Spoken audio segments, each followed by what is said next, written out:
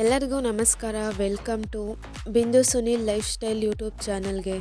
ನಾನಿವತ್ತು ಮೊಟ್ಟೆ ಕೋಳಿ ಅಥವಾ ಫಾರಂ ಕೋಳಿ ಸಾಂಬಾರು ಹೇಗೆ ಮಾಡೋದು ಅಂತ ನಿಮ್ಮೆಲ್ಲರಿಗೂ ಹೇಳ್ಕೊಡ್ತೀನಿ. ಇವತ್ತು ಸಾಂಬಾರಂತೂ ಸಖತ್ತಾಗಿರುತ್ತೆ, ಟೇಸ್ಟು ಅಷ್ಟೇ ಸಖತ್ತಾಗಿರುತ್ತೆ. ನೀವೊಂದು ಸಲ ಈ ಥರ ಟ್ರೈ ಮಾಡಿ ನೋಡಿ. ಸಾಂಬಾರನ್ನ ನೋಡ್ತಿದ್ರೇ ತಿನ್ನಬೇಕು ಅನಿಸುತ್ತಲ್ವಾ. ನಾನಿವತ್ತು ನಿಮ್ಮೆಲ್ಲರಿಗೂ ಈ ಸಾಂಬಾರು ರೆಸಿಪಿನ ತೋರಿಸ್ಕೊಡ್ತೀನಿ. ಬನ್ನಿ ನೋಡೋಣ ಏನೇನು ಬೇಕಂತ. 1.5 kg ಮೊಟ್ಟೆ ಕೋಳಿ ಅಥವಾ ಫಾರಂ ಕೋಳಿ ತೊಗೊಂಡಿದ್ದೀನಿ. ಚೆನ್ನಾಗಿ ತೊಳೆದ್ಬಿಟ್ಟು ಸುಂಡಕ್ಕೆ ಇಡ್ತಾಯಿದ್ದೀನಿ. ಕುಕ್ಕರ್ಗೆ ಹಾಕಿ ಒಂದು 10 ನಿಮಿಷ ಸುಂಡಿಸ್ಬೇಕಿದ್ನ. ಈ ಟೈಮಲ್ಲಿ ನಾವು ಒಂದು ಇಡೀ ಉಪ್ಪು ಮತ್ತು ಅರಿಶಿನ ಪುಡಿ ಒಂದು ಸ್ವಲ್ಪ ಹಾಕ್ತಾಯಿದ್ದೀನಿ.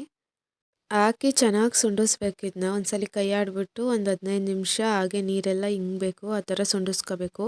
ಚಿಕನ್ ಸುಂಡೋತ್ತಿಗೆ ಈ ಕಡೆ ನಾವು ಮಸಾಲಾನ ರೆಡಿ ಮಾಡ್ಕೊಳೋಣ. ಒಂದು ಬಾಣಲಿ ಹಿಡ್ಕೊಂಡು ಒಂದು 3 ಈರುಳ್ಳಿ ದೊಡ್ಡ ಸೈಜೇ, ಚಿಕ್ಕವಾದರೆ ಒಂದು 5 ತಗೊಳ್ಳಿ, ಮತ್ತು 2 ಗೆಡ್ಡೆ ಬೆಳ್ಳುಳ್ಳಿ, 3 ಇಂಚ್ ಶುಂಠಿ ಹಾಕಿ ಸ್ವಲ್ಪ ಎಣ್ಣೆ ಬಿಟ್ಟು ಚೆನ್ನಾಗಿ ಹುರ್ಕೋಬೇಕು. ಇದು ಹಸಿ ವಾಸನೆ ಎಲ್ಲ ಹೋಗಬೇಕು. ಈ ಟೈಮಲ್ಲಿ ಚಕ್ಕೆ ಲವಂಗ, ಒಂದು 3 ಪೀಸ್ ಚಕ್ಕೆ, ಒಂದು 5 ಲವಂಗ ಹಾಕಿ ಚೆನ್ನಾಗಿ ಫ್ರೈ ಮಾಡ್ತಾಯಿದ್ದೀನಿ. ಫ್ರೈ ಆದಮೇಲೆ ಈಗ ಒಂದು 2 ಟೊಮೊಟೊ ಆ್ಯಡ್ ಮಾಡ್ತಾಯಿದ್ದೀನಿ. ಮತ್ತು 2 ಸ್ಪೂನ್ ಖಾರ ಪುಡಿ, 2 ಸ್ಪೂನ್ ಧನಿಯಾ ಪುಡಿ ತೊಗೊಂಡಿದ್ದೀನಿ. ನಿಮಗೆ ಖಾರಕ್ಕೆ ಎಷ್ಟು ಬೇಕು ಅಷ್ಟು ಮಾಮೂಲಿ ಹಾಕ್ಕೊಳ್ಳಿ. ಇದು ಸ್ವಲ್ಪ ನೀರು ಹಾಕ್ಬಿಟ್ಟು ಚೆನ್ನಾಗಿ ಫ್ರೈ ಮಾಡಬೇಕು, ಹಸಿ ವಾಸನೆ ಎಲ್ಲ ಹೋಗಬೇಕು. ವಿಡಿಯೋದಲ್ಲಿ ತೋರಿಸ್ತಿದ್ದೀನಲ್ಲ, ಈ ಥರ ಕುದಿ ಬಂದಮೇಲೆ ಆಫ್ ಮಾಡಬೇಕು. ಈ ಕಡೆ ಒಂದು ಮಿಕ್ಸಿ ಜಾರಿಗೆ ಕೊತ್ತಂಬರಿ ಸೊಪ್ಪು, ನಾವು ಮಸಾಲೆ ರೆಡಿ ಮಾಡ್ಕೊಂಡಿರ್ತೀವಲ್ಲ ಅದೆಲ್ಲ ಆರಿರುತ್ತೆ.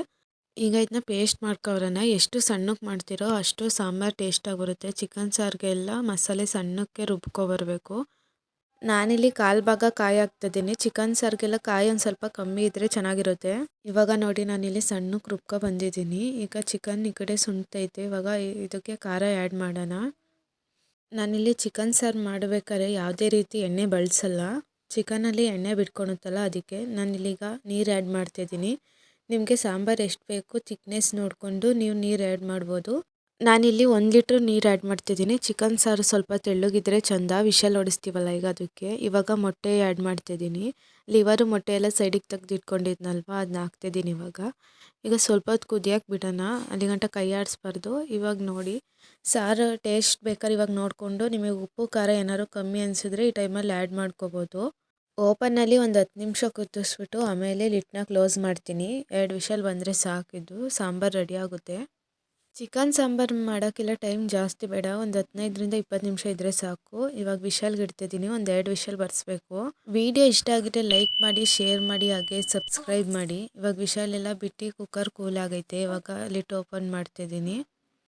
ನೋಡ್ತಿರ್ಬೋದು ನೀವು ಸಾಂಬಾರು ಎಷ್ಟು ಸಖತ್ತಾಗಿ ಕಾಣ್ತೈತೆ ಅಂತ. ಟೇಸ್ಟು ಹಂಗೆ ಸೂಪರಾಗಿರುತ್ತೆ. ಪೀಸೆಲ್ಲ ಸಮನಾಗಿ ಬೆಂದಿತ್ತು. ಬೇಕಾದ್ರೆ ನೀವು 5 ನಿಮಿಷ ಕುದಿಸ್ಕೋಬೋದು. ನಾನಿಲ್ಲಿ ಕುದಿಯೋಕೆ ಇಡ್ತಾಯಿದ್ದೀನಿ, ಇಲ್ಲ ಅಂದರೆ ಹಾಗೂ ಚೆನ್ನಾಗಿರುತ್ತೆ. ನಾನು ಮಾಡಿರೋ ಥರ ಒಂದ್ಸಲ ನೀವು ಚಿಕನ್ ಸಾರನ್ನ ಮನೇಲಿ ಟ್ರೈ ಮಾಡಿ. ಟೇಸ್ಟ್ ಅಂತೂ ಸಖತ್ತಾಗಿರುತ್ತೆ.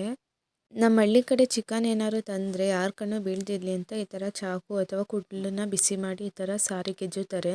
ಈಗ ಸಾರೆಲ್ಲ ಒಂದು 10 ನಿಮಿಷ ಕುದ್ದಾಗೈತೆ. ಈಗ ಗ್ಯಾಸ್ ಆಫ್ ಮಾಡ್ತಿದ್ದೀವಿ. ಈಗ ಮುದ್ದೆ ಇಟ್ಕೊಂಡು ಸಾರನ್ನ ಸರ್ವ್ ಮಾಡ್ತಾಯಿದ್ದೀವಿ. ಮುದ್ದೆಗಂತೂ ಸಾರು ಸಖತ್ತಾಗಿರುತ್ತೆ. ನೀವು 1 ಮುದ್ದೆ ತಿನ್ನೋರು 2 ಮುದ್ದೆ ತಿಂತೀರ ಈ ಸಾಂಬಾರಲ್ಲಿ.